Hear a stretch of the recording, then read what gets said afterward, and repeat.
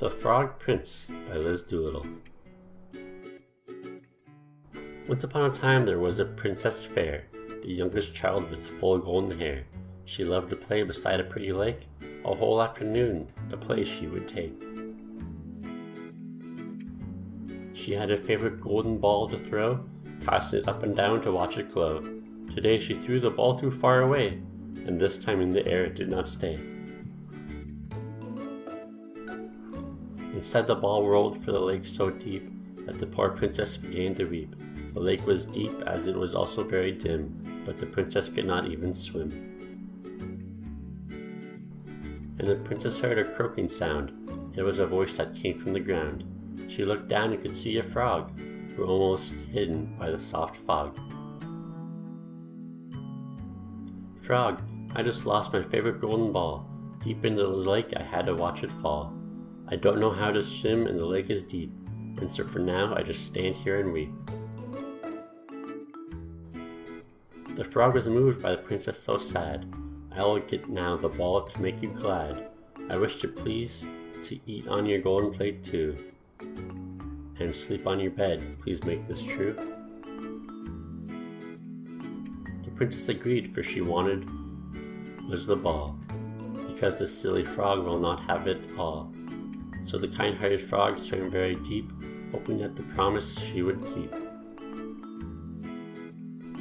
The frog indeed found the ball after a while, returning this to the princess with a smile.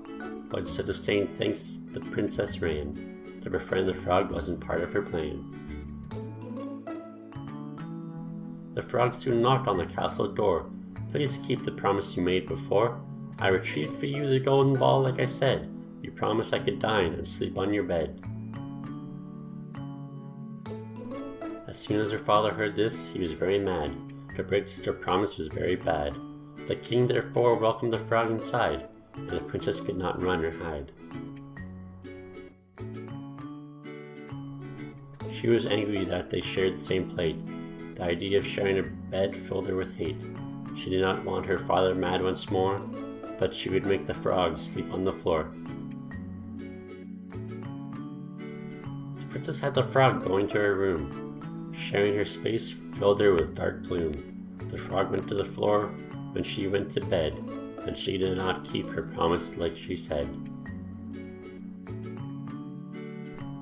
The frog began to sniffle and then to cry. The floor was cold and the bed was too high. "Princess, I promised to get you your ball. Don't you want to befriend me at all?"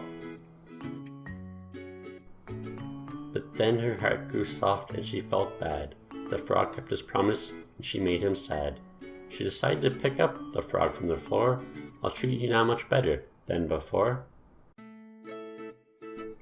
I'm sorry for being so impatient and so mean. All happened because you're slimy and green. But now I would like very much to be your friend. Therefore I will no longer have to pretend." Suddenly the frog transformed into a prince, because the frog had been cursed ever since. He needed a princess to break the spell, and her change of heart did him so much well. The moral of the story is, don't judge people too quickly. There may be times that you will judge people by the way they look, refusing to be their friend because you don't like their looks. You have to get to know the person better. It is also important to keep one's promises. If you liked the story, give it a thumbs up below, and if you didn't like it, give it a thumbs down. Subscribe if you want to see more, and I'll see you in the next one.